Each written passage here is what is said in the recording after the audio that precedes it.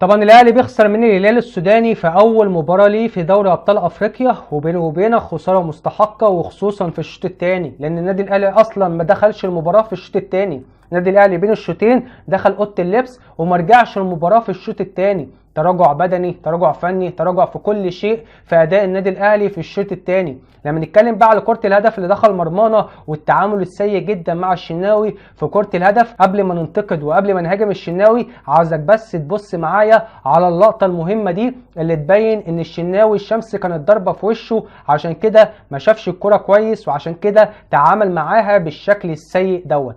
طبعا ما ببررش الهدف للشناوي، الهدف يتحمل مسؤوليته الشناوي بنسبة 100%، ولكن وانت بتنتقد وانت بتهاجم الشناوي لازما برضك تكون عادل وتلتمس له بعض العذر ان الشمس كانت ضاربه في وشه، عشان كده ما شافش الكرة كويس وعشان كده تعامل معاها بالشكل السيء دوت. تاني حاجة ان هو تصدى لركله جزاء في الشوط الثاني ومنع هدف مؤكد للهلال السوداني، فده ممكن يخفف عليه بعض الانتقادات والهجوم الكبير اللي هيحصل عليه بعد المباراة بسبب الهدف اللي دخل مرماه واللي خسر النادي الاهلي واللي يتحمل مسؤوليته بنسبة 100% محمد الشناوي. لما نتكلم بقى عن النادي الاهلي في الشوط الاولاني، النادي الاهلي في الشوط الاولاني وخصوصا اول ربع ساعة حسسني ان هو بيلعب في استاد القاهرة، تنظيم، ضغط، سيطرة، استحواذ، خلق فرص، خطورة كبيرة جدا على المرمى. حسين الشحات بيضيع هدف مؤكد للنادي الاهلي، وحياة ابوك بقى يا حسين يا شحات ينفع الكرة دي في التوقيت دوت وفي المكان دوت تتوقف؟ الكرة دي في التوقيت دوت وفي المكان دوت ما ينفعش تتوقف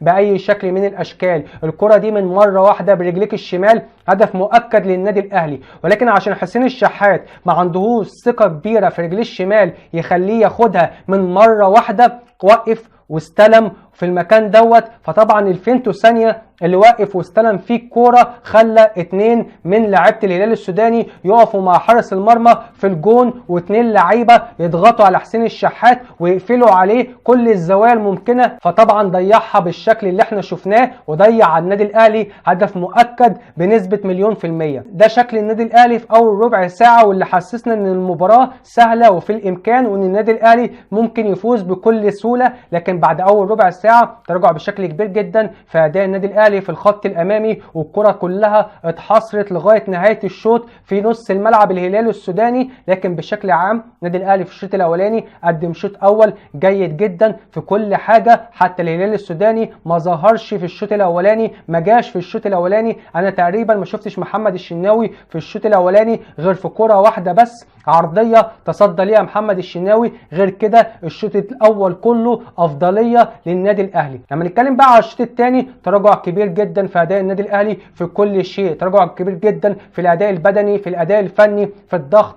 في السيطرة، في الاستحواذ، في الكرة الأولى، في الكرة الثانية. الهلال السوداني يتفوق في كل شيء في الشوط الثاني وبنفس الحماس اللي دخل بيه المباراة في بداية الشوط الأولاني دخل بيه المباراة في بداية الشوط الثاني، لكن قدر بقى يترجم الحماس الكبير اللي دخل بيه الشوط الثاني لخطورة كبيرة على مرمى محمد الشناوي. قدر ان هو يترجم الخطورة دي لهدف اول ليه في الدقيقة 57، وكان ممكن يزود النتيجة ل 2-3 بالهدف اللي اتحسب اوفسايد وضربة الجزاء الوهمية اللي حسبها الحكم على حمدي فتحي، ومش عارف هو حسبها من انهي اتجاه ولا شافها من انهي اتجاه. طبعا ضربة جزاء وهمية، ولكن طبعا الحمد لله تصدى ليها محمد الشناوي. لكن تراجع فني وتراجع بدني كبير جدا من لعيبة النادي الاهلي في الشوط الثاني، وخصوصا التراجع البدني على لعيبة النادي الاهلي اللي اثر على النادي الاهلي كتير جدا في الشوط الثاني، وخصوصا من لعيبة مهمة ومفاتيح لعب للنادي الاهلي في المباراة زي حسين الشحات وعلي معلول. حسين الشحات اللي باين جدا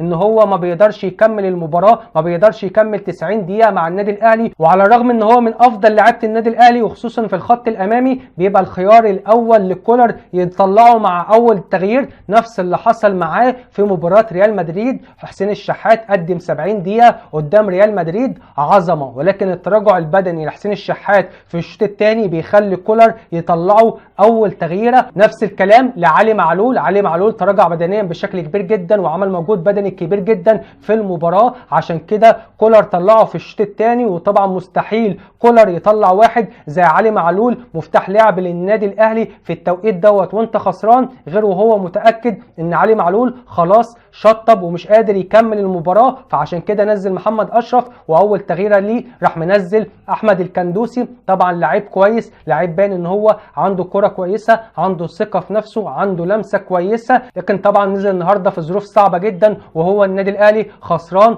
بره ملعبه، لكن ان شاء الله باين عليه ان هو لعيب كرة كويس، عنده لمسه كويسه، عنده شخصيه كبيره، ان شاء الله يضيف للنادي الاهلي الفتره اللي جايه. بعد كده كولر بقى لعب الكل في الكل، وراح مطلع حمدي فتحي وراح مطلع بيرسي تاو ونزل محمد شريف ونزل قفشه ولعب 4-1 لعب الكل في الكل. لكن طبعا التغييرات ما عملتش اي اضافه للنادي الاهلي في الشوط الثاني، ولكن طبعا التغييرات ما عملتش اي اضافه ولا اي خطوره للنادي الاهلي في الشوط الثاني. والنادي الاهلي تراجع بدنيا بشكل كبير جدا في الشوط الثاني، وده اللي اثر على الاداء الفني، وده السبب الرئيسي اللي خلى النادي الاهلي النهارده يخسر من الهلال السوداني في اول مباراه ليه في دوري ابطال افريقيا.